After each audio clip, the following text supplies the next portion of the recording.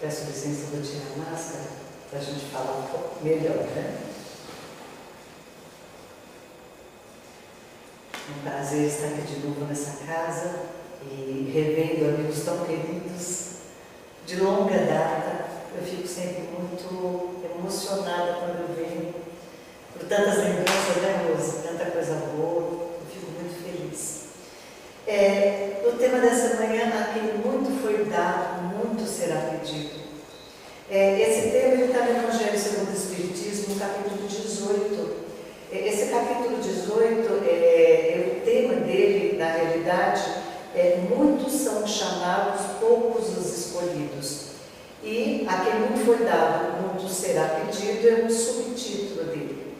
Esse tema, essa passagem, ela está relacionada ao conhecimento adquirido e à responsabilidade que isso resulta. Porque nós sabemos que quanto mais conhecimento, mais nos será cobrado. Porque aquele que permanece na ignorância, nós sempre justificamos, mas a pessoa só fez isso porque não sabia, porque era ignorante. Mas a partir do momento que nós conhecemos, a nossa responsabilidade aumenta e muito. E nesse trecho é interessante porque Jesus diz assim: porque aquele servo que soube a vontade do seu Senhor e não a percebeu e não obrou conforme a sua vontade, dar-se-lhe-ão muitos açoites.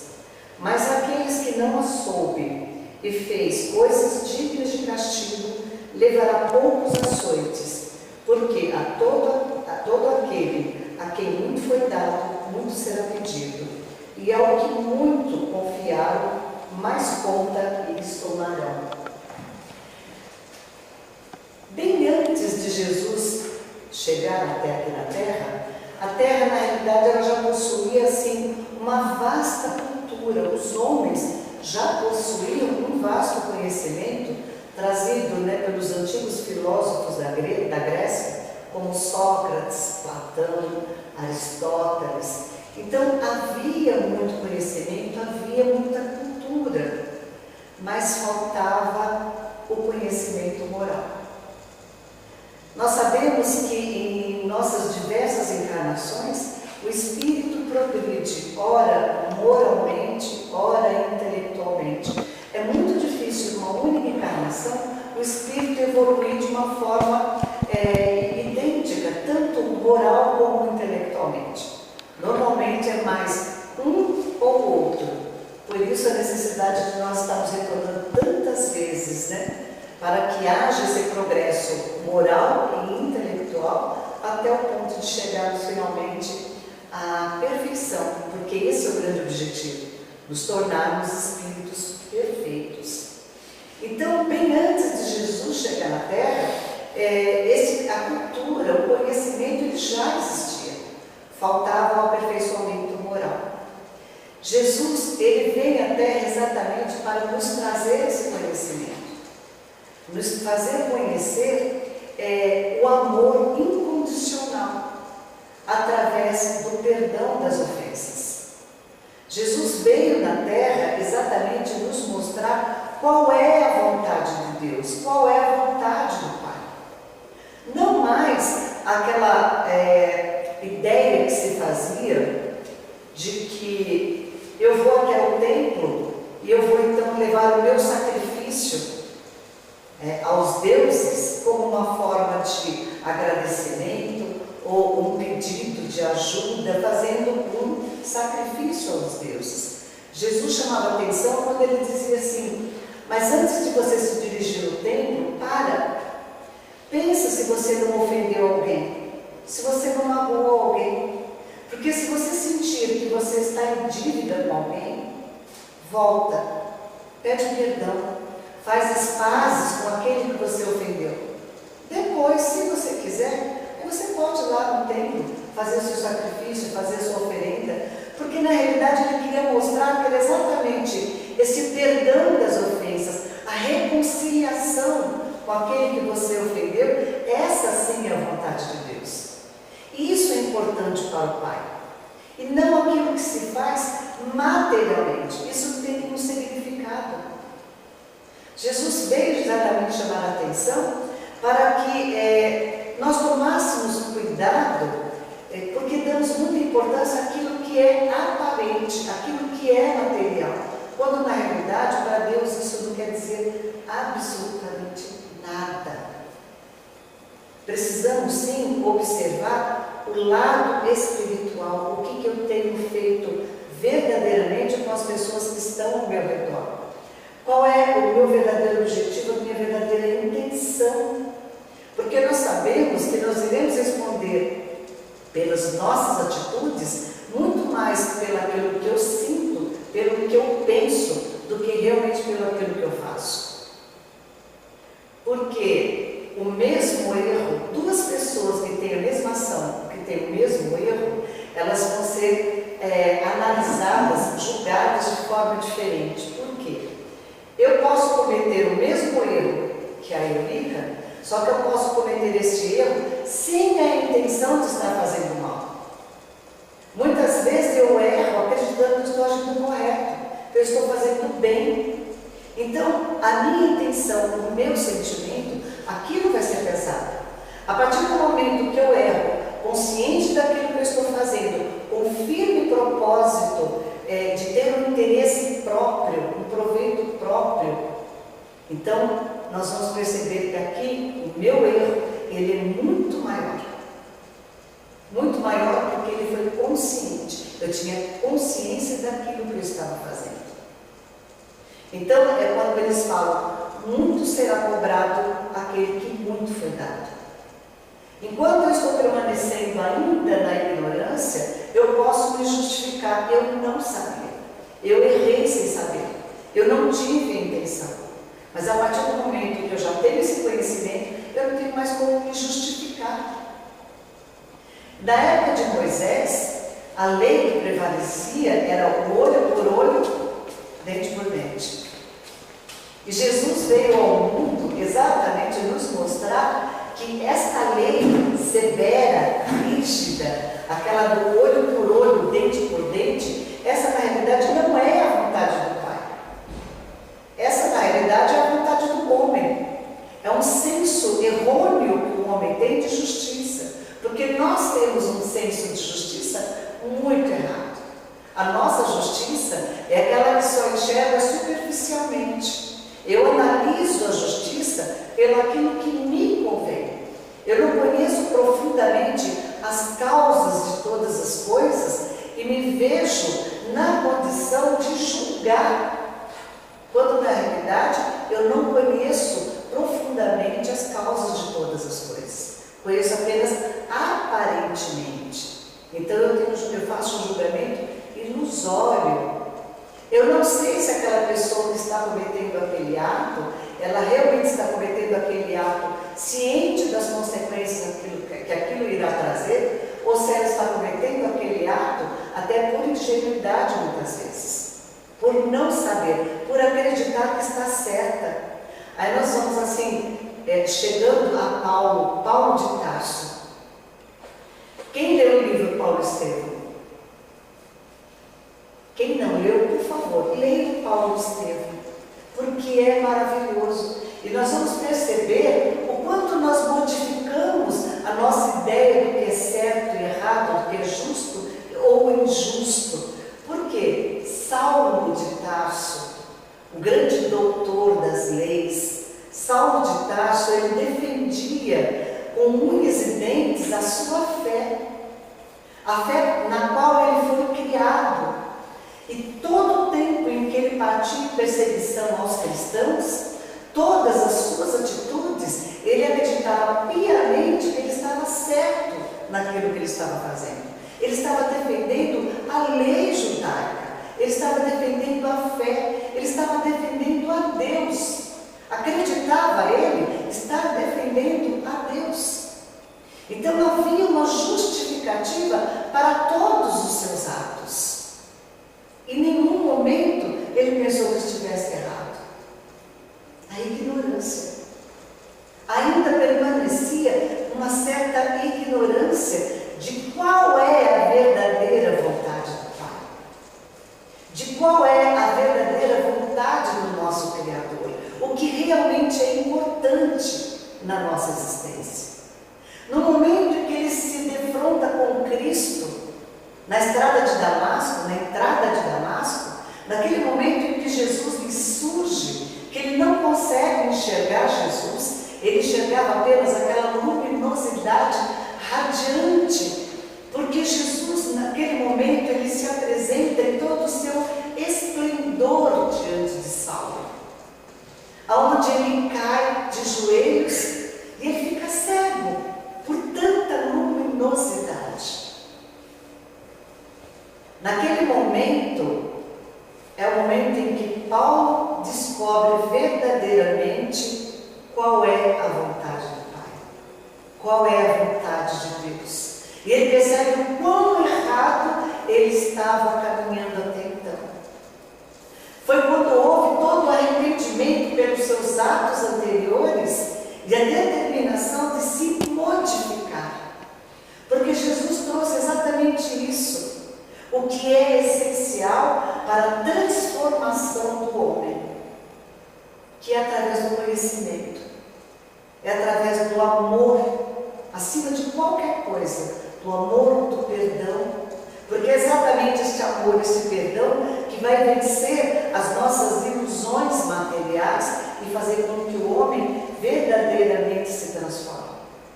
E daquele momento em diante, Saulo de Tarso, conhecido posteriormente como Paulo de Tarso, ele transforma toda a sua vida, toda a sua fé e passa a lutar pelos ensinamentos do Cristo com o mesmo ardor, maior ainda, com mais garra ainda, do que aquele que usava para defender as leis judaicas. Porque agora ele conhecia o verdadeiro sentido da justiça, da verdade. Ele foi perceber o que realmente é justiça. Então, há muito será cobrado, ao que muito foi dado. Porque quanto maior o nosso conhecimento, maior se torna a minha responsabilidade. Inclusive a minha responsabilidade daquilo que eu julgo ser certo ou errado, daquilo que eu julgo ser justo ou injusto.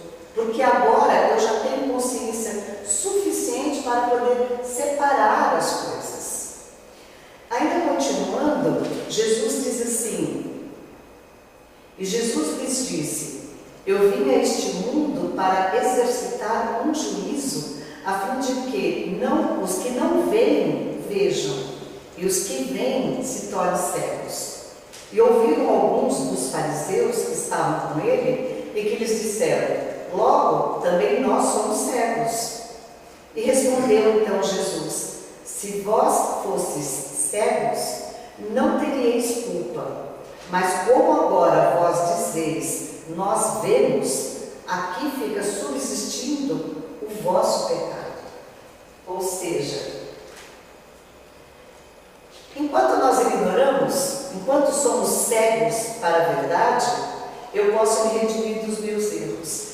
E quando Jesus fala cego, ele diz assim: a partir do momento que eu vivo só esse mundo material, e eu dou importância só para aquilo que eu penso que é importante para mim aqui na Terra, esse plano material, e eu esqueço de vivenciar, de conhecer o mundo espiritual, que na realidade é a nossa verdadeira vida, é no mundo espiritual. Nós precisamos nos lembrar que aqui nós estamos apenas estagiando. A Terra é apenas uma pequena escola, onde eu venho exercitar um pouco daquilo que eu aprendi no mundo espiritual. Eu venho então passar pelas provas aqui na Terra, mas é apenas uma escola, é uma passagem muito provisória. A minha vida verdadeira, a minha pátria verdadeira é no mundo espiritual. Portanto, aquilo que realmente é importante são as coisas do Espírito. E Jesus deixa claro, porque aquele que é cego é aquele que ainda vive muito envolvido nas coisas materiais, então ele é cego para aquilo que realmente importa, que é o mundo espiritual, o conhecimento verdadeiro. Então ele compara os fariseus quando ele diz que na realidade aquele que se diz caso dos fariseus, que diziam que enxergavam, que viam, eles eram os verdadeiros cegos, porque eles acreditavam que conheciam todas as leis e todas as verdades. Na realidade, eles só conheciam aquilo que era material. Jesus, por muitas e muitas vezes, disse que aqueles fariseus, eles eram hipócritas, porque pregavam alguma coisa e faziam totalmente diferente. Tem uma passagem bem interessante, que é aquela do óbolo da viúva, né? Que ele fala que os fariseus, os republicanos, eles entravam então no templo, e no momento que eles adentravam, eles chegavam, tinha um vaso muito grande na entrada do templo, onde eles depositavam as moedas, né? Que era a contribuição para o templo. Então eles adentravam lá e despejavam suas moedas com a mão bem elevada, para que no momento que as moedas caíssem no vaso, fizesse aquele barulho, né? Para que todo mundo percebesse quão bondoso era aquele homem. Olha a quantidade de dinheiro que ele está ofertando para o templo. Então, isso é vaidade, não é?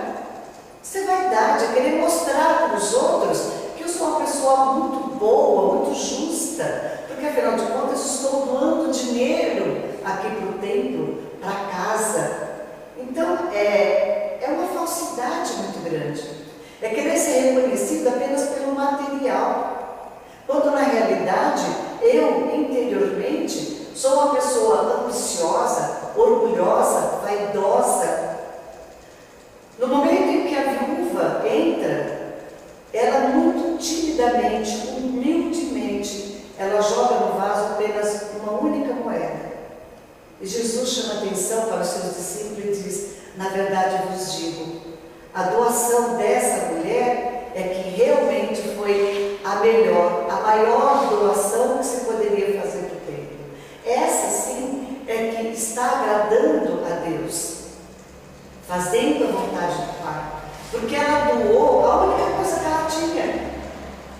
Aqueles que chegavam despejando as moedas ruidosamente estavam doando uma mínima parte daquilo que eles possuíam e que não ia fazer a menor falta.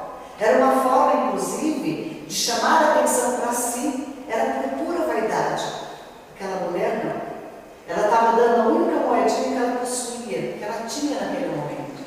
Uma mulher muito pobre, muito humilde, mas que estava dando um pouco que ela tinha, de todo o coração.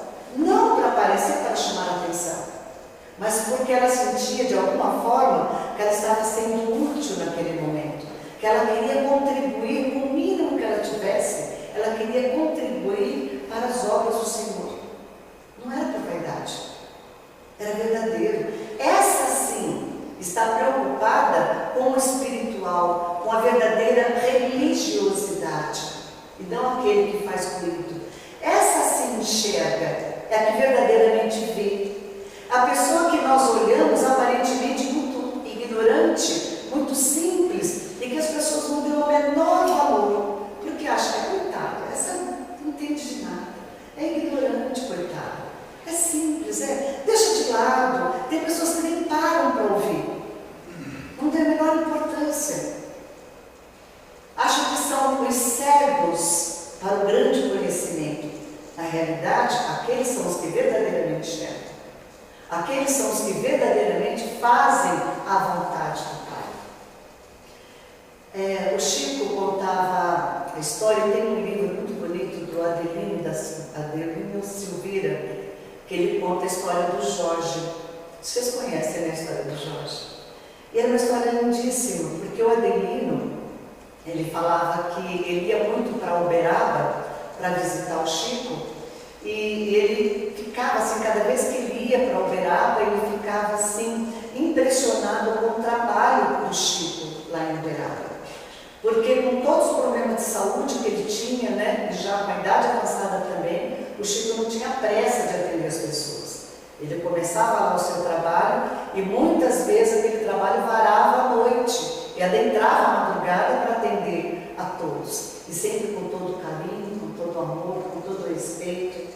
Ele falava que teve uma figura que chamou muita atenção dele lá, que era um homem negro, muito mal vestido, usava assim uma calça muito surrada, uma camisa verde, bem desbotada, um casaco velho, um terno muito velho por cima. E ele chegava então, ficava no final da fila, e ele parecia uma criança. Ele ficava lá aflito, esperando o momento dele conseguir se aproximar do Chico e poder conversar com ele. E ele percebia que aquele homem cheirava mal, uma pessoa que não tinha um asseio, né? E ele tinha na boca uma ferida que nunca fechava. Aquela ferida estava sempre aberta, muitas vezes sangrava. E quando ele se aproximava das pessoas, como uma criança, porque ele parecia uma criança. Ele não tinha maldade. Ele conversava as coisas, aquelas coisas que criança conversa. Muito simples. E no momento que ele se aproximava das pessoas, faltando vários dentes, muitos deles podres na boca, vinha aquele hálito ruim. E as pessoas queriam se afastar do Jorge, aquilo incomodava. Então, mais do que depressa, aquelas pessoas davam algum dinheiro para o Jorge e diziam: vai lá, compra um doce, compra alguma coisa, porque o Jorge era uma criança. Ele gostava então de comprar os seus doces, uma pipoca, e ele saía todo feliz com aquele dinheiro, ia comprar um doce e voltava para a fila, aflito, ansioso, esperando o momento de falar com o Chico. E aquilo se estendia horas. No momento que então Jorge se aproximava, eles falavam que o Chico estava sentado assim na cadeira perto de uma mesa, e quando o Jorge se aproximava, ele se jogava em cima do Chico para poder abraçá-lo, mas praticamente sentava no colo do Chico. E as pessoas ficavam olhando como é que o Chico não tinha nojo daquele homem que cheirava tão mal, se jogando em cima dele daquele jeito. Aí o Chico abraçava e dizia: ô Jorge, como é que você está, meu filho? Como é que foi a tua viagem? Porque o Jorge morava longe, num bairro muito pobre, muito humilde, longe, ali em Uberaba, mas longe da casa espírita. Ele vinha a pé, quilômetros andando a pé. Morava num barracão de chão batido, junto com a irmã e um cunhado. Era ele que muitas vezes cuidava dos sobrinhos pequenos para que o casal fosse trabalhar na roça. As pessoas diziam que provavelmente ele passasse fome. Imaginavam até que ele sofresse agressão, porque muitas vezes aparecia machucado e aquela ferida na boca que nunca parava de sangrar, acreditava-se que talvez ele sofresse até alguma agressão. Mas estava sempre sorrindo, sempre feliz. Então o Chico dizia: como é que foi a tua viagem, Jorge? Ele dizia: ah, tio Chico, foi maravilhosa. Eu vinha pelo caminho, tio Chico, olhando as flores que crescem pelo caminho, e eu olhava então aquele céu azulado, cheio de nuvens, e eu ficava imaginando: Jesus deve estar atrás de alguma dessas nuvens, acenando para mim no caminho. E isso me dava alegria para andar até aqui. E o Chico então dizia: ô Jorge, recita para mim um daqueles seus poemas. Mas isso já era quase 1h da manhã. Já estava todo mundo aflito, querendo ir embora. E o Adelino dizia: mas por que é que o Chico dá tanta atenção para esse homem, quando tem uma fila de pessoas que vêm de São Paulo, do Rio de Janeiro, do Maranhão, e que muitas vezes não tem nem condição de chegar perto do Chico? E ele fica perdendo tempo com esse homem aqui. Ele dizia: Jorge, recita para mim um daqueles versos bonitos que você sabe. E ele recitava um verso, recitava outro, recitava mais outro. Aí depois o Chico dizia: recita para mim agora aquele último, que eu gosto. Aí o Jorge, como uma criança, ele põe a mãozinha para trás e ele dizia então: menina das tranças, joga as tranças para trás, queira Deus que não te leve dessa noite, né, de uma hora para outra. Ele recitava aquele poema e ao mesmo tempo ele parava e começava a bater palma para ele mesmo. E ele vinha então muito feliz, agarrava o Chico, dava um beijo no rosto dele. O Chico então pegava algum dinheiro, enrolava e colocava na mão do Jorge para poder auxiliar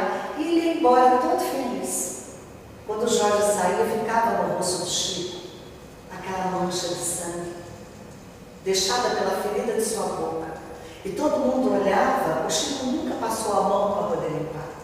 Quando ele chegava em casa de madrugada, é que algumas pessoas falavam: Chico, deixa eu dar uma limpadinha aqui. Vinha com um pano úmido para limpar aquele sangue, que depois ficou conhecido como o beijo do Jorge. Durante muitas vezes o Adelino esteve lá e pensava: uma hora eu preciso levar um sapato para o Jorge. Porque ele chega lá, você percebe que o sapato todo rasgado, os pés machucados, uma hora eu preciso levar uma roupa para o Jorge. Mas ele esquecia, ele acabava sempre esquecendo. E as pessoas sempre esqueciam. Porque essas pessoas, elas não fazem muita diferença.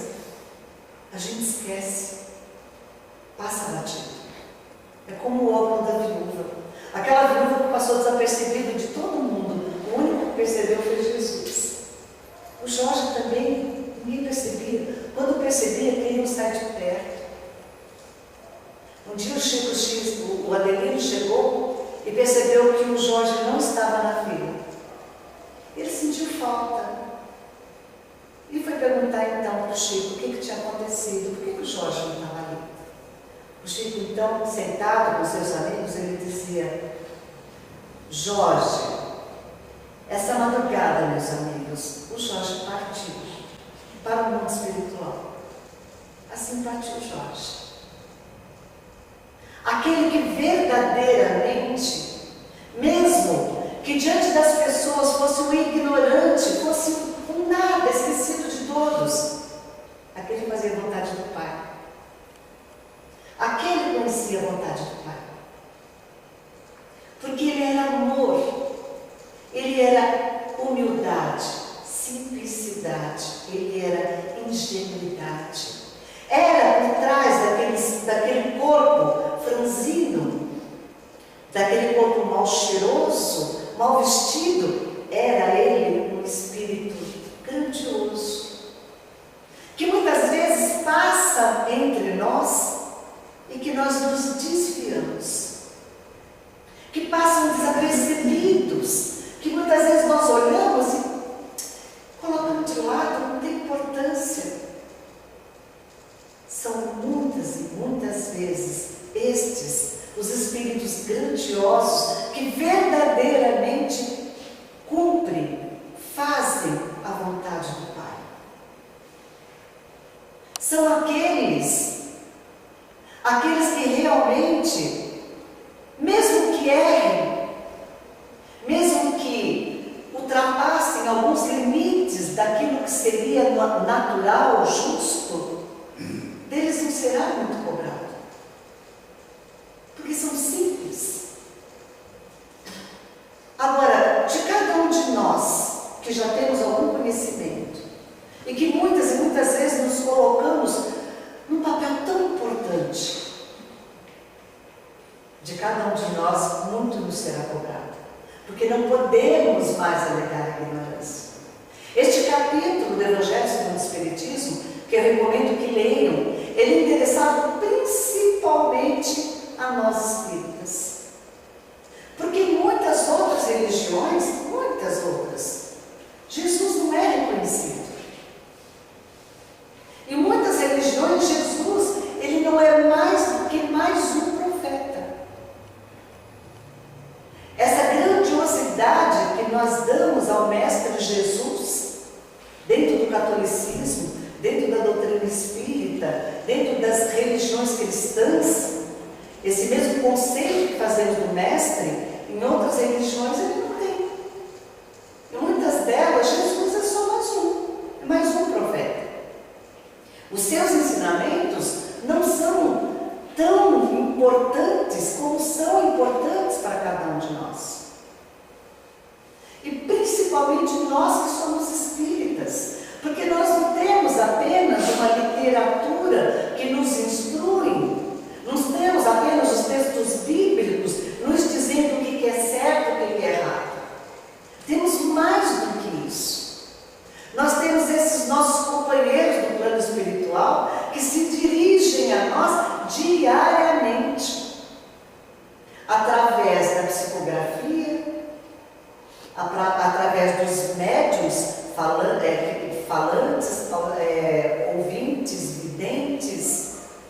mensagens grandiosas que nos são trazidas do plano espiritual.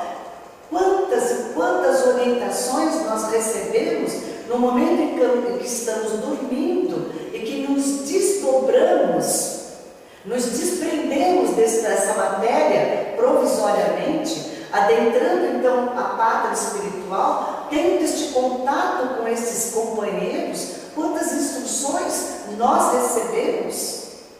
Somos nós privilegiados por essa quantidade de conhecimento que temos acesso. Então, nenhum de nós podemos alegar mais ignorância. Ele chama atenção principalmente com relação aos médiuns, ao trabalhador da casa espírita. Nós que somos trabalhadores da casa espírita, nós que somos médiuns trabalhadores, a nossa responsabilidade é muito maior. Porque quando nós trazemos uma mensagem da espiritualidade, seja ela de que forma for, então essa mensagem ela serve primeiramente para mim. Nós falamos que o expositor espírita, a sua responsabilidade é triplicada. Porque no momento que nós estamos estudando, o meu conhecimento está sendo ampliado. No momento que eu me dirijo aqui a vocês, aquilo que eu estou dizendo, ele serve primeiramente para mim. Porque são os meus ouvidos que ouvem primeiro. E normalmente, a mensagem, ela vai exatamente de acordo com aquilo que eu estou necessitando. Primeiramente, a mim. E depois a todos vocês.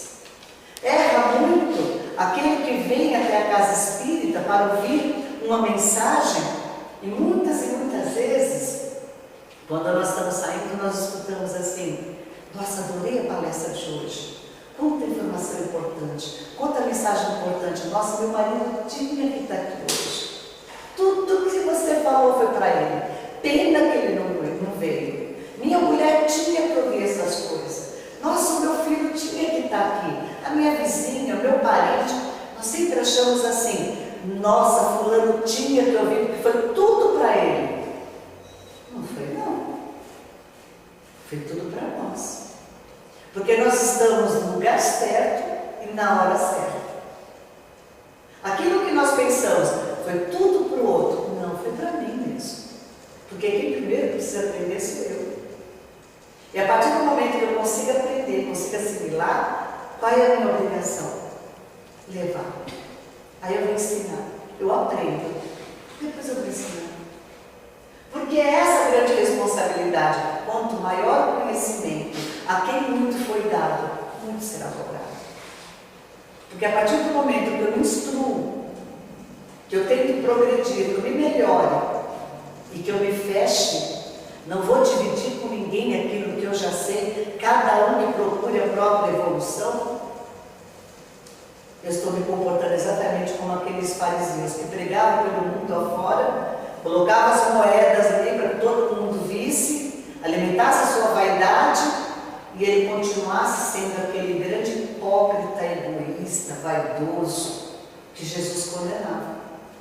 Então, este capítulo em especial, ele chama a atenção de todos nós espíritas. Ele chama a atenção de toda a humanidade, porque todos nós temos as nossas obrigações. Mas nós, enquanto espírita, a nossa responsabilidade é muito maior. Só para terminar, eu achei bem interessante também, Paulo, né? Paulo é maravilhoso, amo Paulo. Paulo, na sua primeira epístola aos Coríntios, olha que interessante, que é aquele quando ele diz: ainda que eu falasse a língua dos homens e dos anjos, se não tivesse caridade, serei como bronze que soa ou como símbolo que retine. Mas no finalzinho ele diz assim: quando eu era menino, falava como menino, sentia como menino, pensava como menino. Quando cheguei a ser homem, desisti das coisas próprias de mim. Hoje vemos como por um espelho confusamente, mas então veremos face a face. Hoje conheço em parte, mas então conhecerei totalmente, assim como sou conhecido. Nós já vivemos na ignorância. Nós já enxergamos como no espelho de uma forma muito deturpada, muito distorcida. Nós já passamos por isso. Hoje nós não somos mais comuns. A maioria de nós arrastamos aqui 10, 20, 30, 40 anos de doutrina espírita. Já deixamos de ser meninos há muito tempo. Então eu não posso mais me dar o direito de sentir como menino, de falar como menino, de me comportar como menino. Já sou adulto, já preciso me comportar como adulto, pensar e agir como adulto, colocando em prática tudo aquilo que eu já aprendi, porque eu já não sou mais ignorante. E essa grande mensagem que Jesus nos traz nessa passagem nos chama a atenção. Precisamos despertar, principalmente nós que somos espíritas, sairmos do comodismo, das desculpas e verdadeiramente colocar em prática tudo aquilo que eu já aprendi até hoje, exemplificando da mesma forma que o Mestre Jesus exemplificou. E dessa forma, com certeza, quem sabe um dia nós teremos a grande honra de sermos recebidos pelo Mestre Jesus, que Ele esteja conosco hoje e por todo sempre.